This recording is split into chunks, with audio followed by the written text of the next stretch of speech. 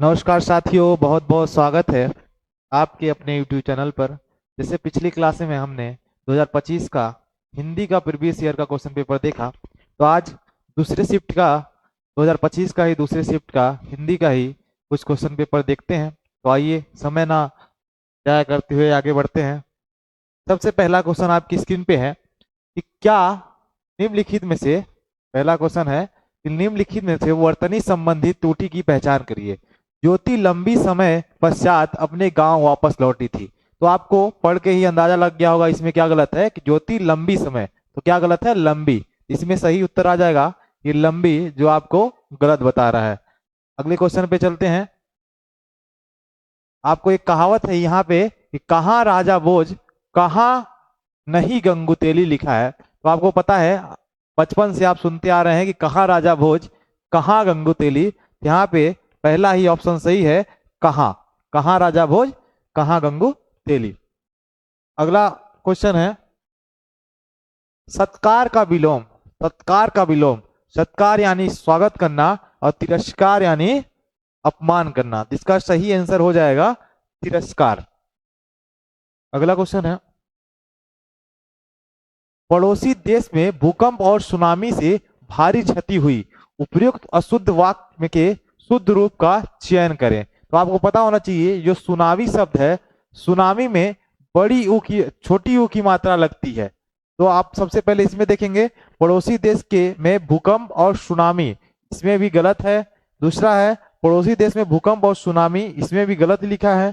इसमें लिखा है पड़ोसी देश में भूकंप और सुनामी से भारी क्षति हुई। अगर लास्ट वाला भी देखते हैं, इसमें क्षति भी गलत लिखा है। तो इस प्रकार तीसरा ऑप्शन आपका सही हो जाएगा कि पड़ोसी देश में भूकंप और सुनामी से भारी क्षति हुई।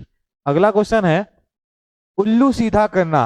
अपना उल्लू सीधा करना, अपना उल्लू सीधा करने का मतलब हो जाता है अपना काम निकालना। तो ये चौथा ऑप्शन हो जाएगा अपना काम निकालना।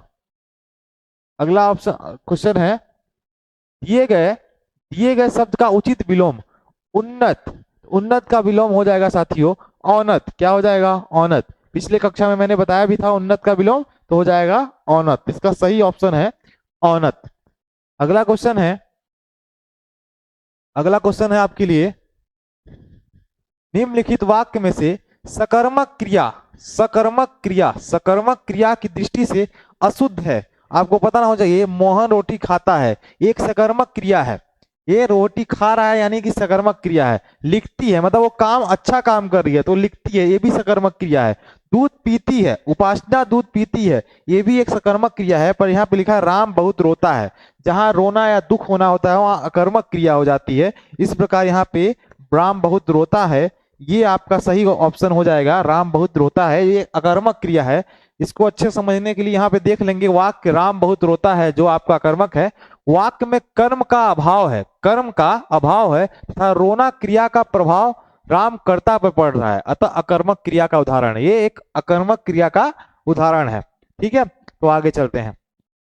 आगे है बिना सोचे समझे, बिना सोचे समझे किसी भी बात का विश्वास करना।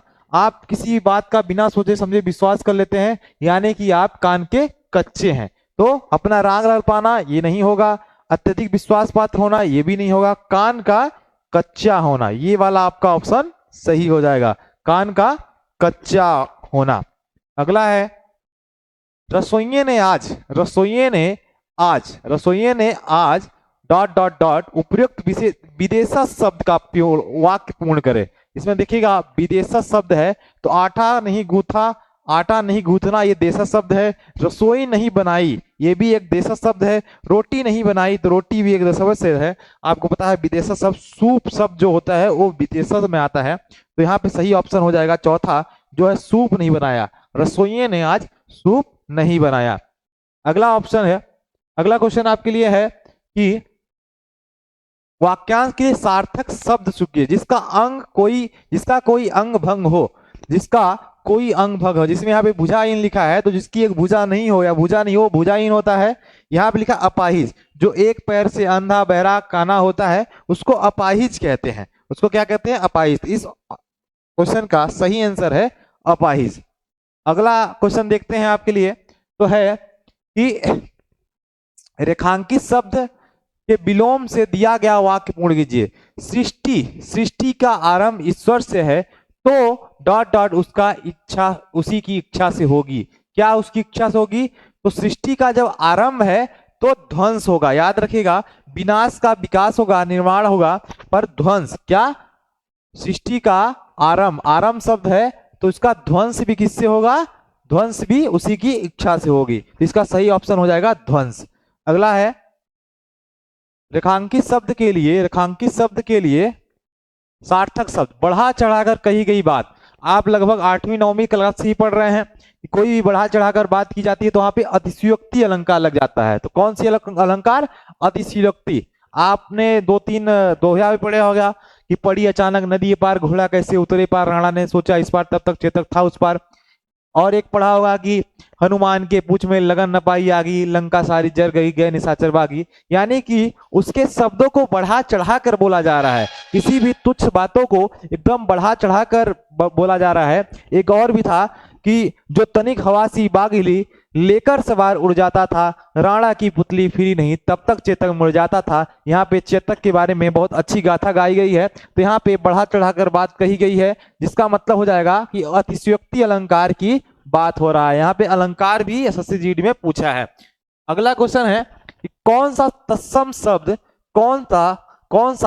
तत्सम शब्द निम्न वाक्य के लिए उपयुक्त होगा? चयन करके पूर्ण कीजिए। आप पहले से का मेल करें फिर आगे बढ़िए। आपको पता होना चाहिए कि जब आप विवाह के दृष्टिकोण से देखते हैं तो सबसे पहले आप पहले कुंडली का मेल करें। किसका मेल करें? कुंडली का मेल करें। आगे का क्वेश्चन देखते हैं कि निम्नलिखित में दुराग्रह का विलोम है, तो दुराग्रह का विलोम हो जाएगा आग्रह। क्या हो जाएगा? आग्रह। अगला क्वेश्चन देखते हैं, लास्ट क्वेश्चन है आपके लिए कि निम्नलिखित में से वाक्य रेखांकित पद के बदले कौन सा होगा उपयुक्त होगा? बूढ़ी काकी जूठी पत्तलों को खाने लगी। याद रखिएगा, अगर वो जूठा पत्तल नहीं होता, वो एक थाली होती या उसके सामने कोई खाना परोसता, तब वो खाने लगती। झूठे पत्तलों को खा रही है यानी कि वो बचे खुचे खाने को चाट रही है, तो क्या हो जाएगा यहाँ पे? चाटना, चाटने लगी। क्या होना? चाटने लगी। बूढ़ी काकी जूठे पत्तलों को चाटने लगी। इसका सही ऑप्शन हो जाएगा चाटने लगी। तो बहुत बहुत धन्यवाद साथियों, मिलते हैं अगले वीडियो में। ऐसे ही हमारे साथ बने रहिए। हम लगभग एसएससी जीडी के दोनों सब्जेक्ट, लगभग मैथ और हिंदी को अपने यूट्यूब चैनल के माध्यम से आपको कवर करवाएंगे। तो धन्यवाद, मिलते हैं अगले वीडियो में।